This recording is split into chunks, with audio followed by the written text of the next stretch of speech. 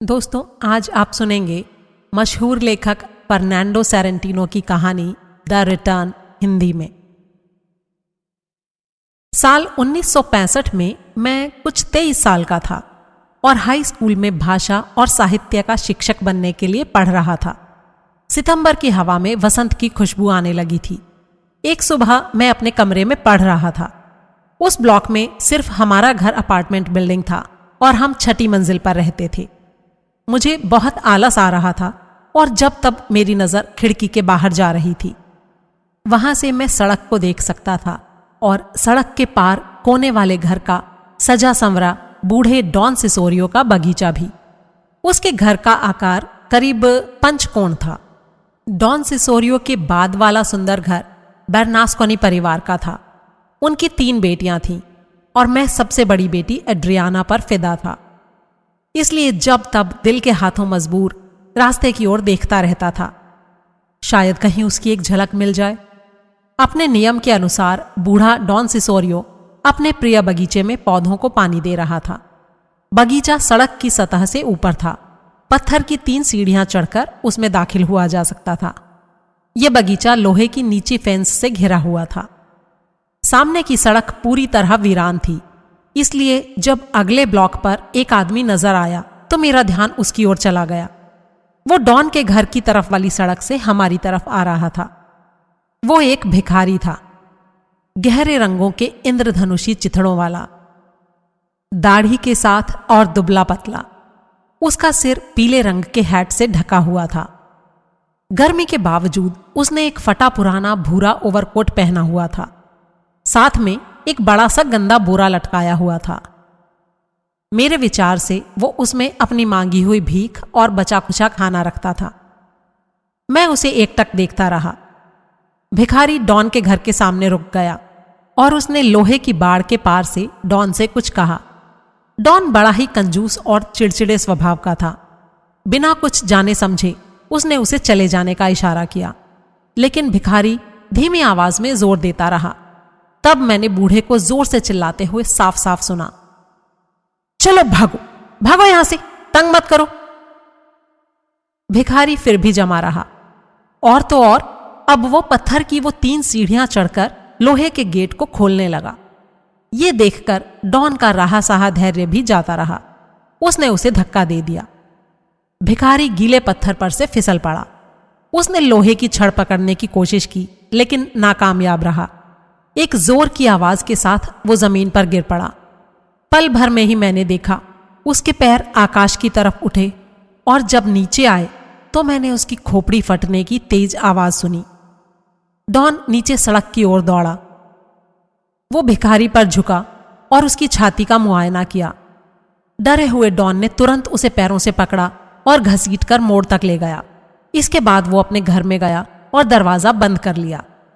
उसे पूरा विश्वास था कि उसे किसी ने देखा नहीं है और अनजाने में हो गए उसके इस गुनाह का कोई गवाह नहीं है। लेकिन वो नहीं जानता था कि मैं उस गुनाह का एकमात्र गवाह था। कुछ ही देर में एक आदमी वहां से गुजरा। वो मरे हुए भिखारी के पास रुका। फिर और लोग आए। पुलिस आई। उसे एम्बुलेंस में डालकर ले जाया गया। बस इतना ही हुआ और फिर उसकी कभी चर्चा नहीं हुई। अपनी ओर से अपना मुंह न खोलने के लिए मैं पूरी तरह सावधान था।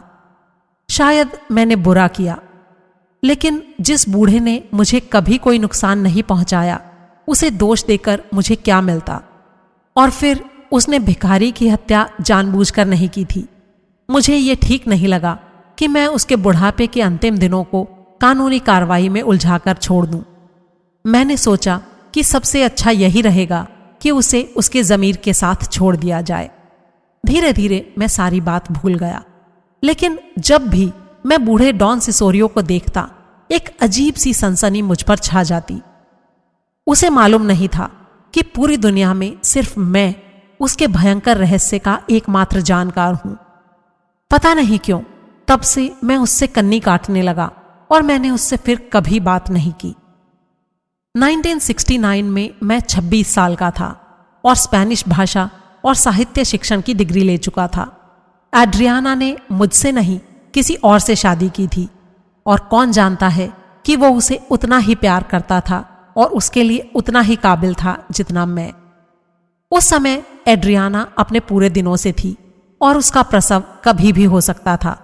वो अभी भी उसी खूबसूरत घर में रहती थी और दिन पर दिन और सुंदर होती जा रही थी। उस उमस भरी गर्मी की दिसंबर की भोर में मैं परीक्षा की तैयारी कर रहे कुछ लड़कों को ट्यूशन दे रहा था। अपनी हमेशा की आदत के अनुसार जब तब उदास नजर सड़क के पार डाल लेता था। अचानक मुझे ऐसा लगा जैसे मेरे दिल की धड़कन रुक गई। मुझे लगा मैं किसी हैलुसिनेशन का शिकार हो गया हूं। 4 साल पहले जिस रास्ते पर डॉन सिसोरियो ने भिखारी को मारा था, ठीक उसी रास्ते पर वो चला आ रहा था। वही चिथड़े जैसे कपड़े, भूरा ओवरकोट, बेढंगा सा स्ट्रॉ का हैट और वही फटा पुराना बोरा। अपने छात्रों को भूलकर मैं खिड़की की तरफ दौड़ा।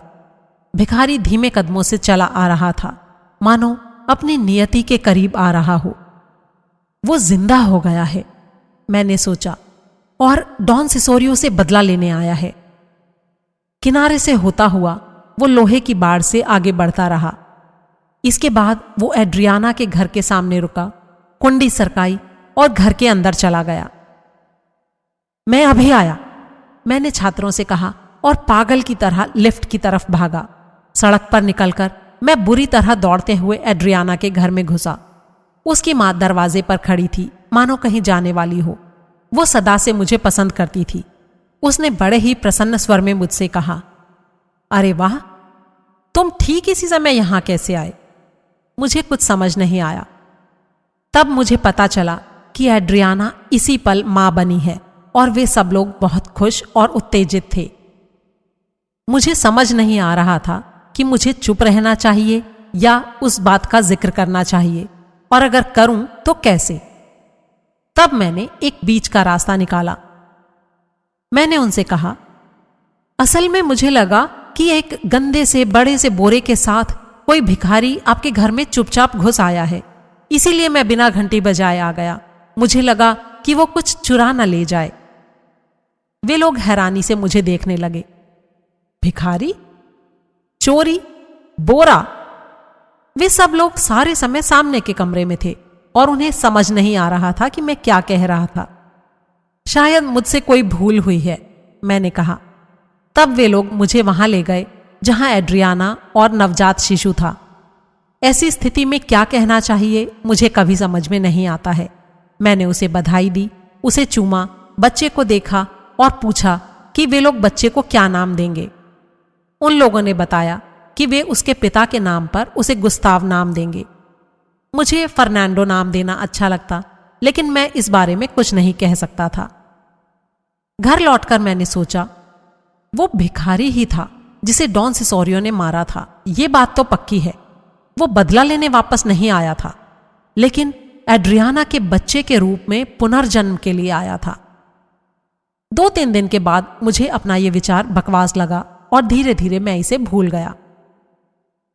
इसे मैं सदा के लिए भूल गया होता अगर 1979 की एक घटना ने इसे मुझे फिर से याद ना करा दिया होता। उम्र बढ़ रही थी और अब मैं खुद को पहले से कम योग्य सोचता था। खिड़की के बगल में बैठकर मैं एक किताब पढ़ने में ध्यान लगाने की कोशिश कर रहा था, लेकिन मेरा ध्यान इधर उधर भटक रहा था। एड्रियाना का बेटा गुस्ताव अपने घर की छत पर खेल रहा था।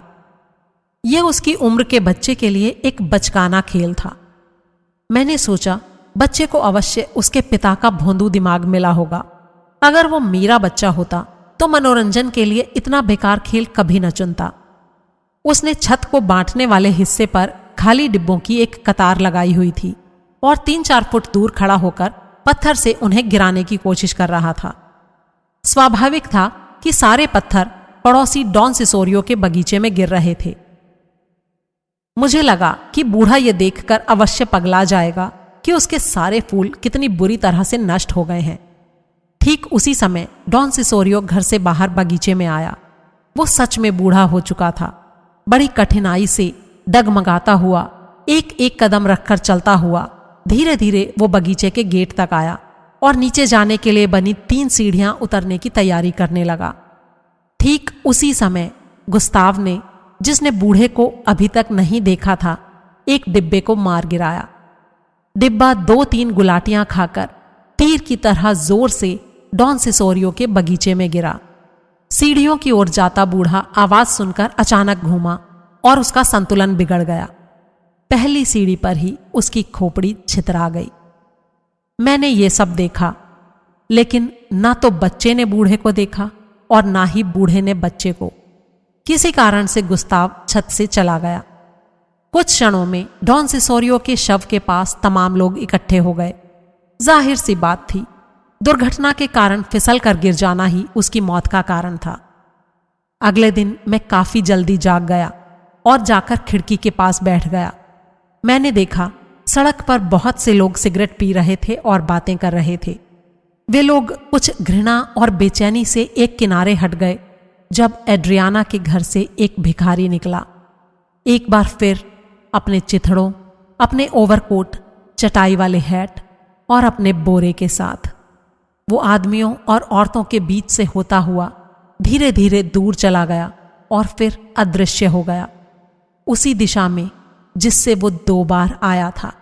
दुख हुआ, मगर आश्चर्य नहीं जब दोपहर को मुझे ये पता चला कि गुस्ताव उस सुबह अपने बिस्तर पर नहीं था। बेर्नास्कोनी परिवार ने बेतहाशा उसकी खोज की, बिना किसी नतीजे के। वो खोज आज भी जारी है, लेकिन मेरी हिम्मत नहीं पड़ती कि मैं उन्हें ये तलाश बंद करने के लिए कहूं। दोस्तों, ये कहानी आपको कैसी लगी? इसके बारे में अपनी राय कमेंट बॉक्स में मेरे साथ शेयर करना ना भूलिएगा। जल्दी ही एक और नायाब कहानी के साथ आपसे फिर मुलाकात होगी। तब तक के लिए अलविदा।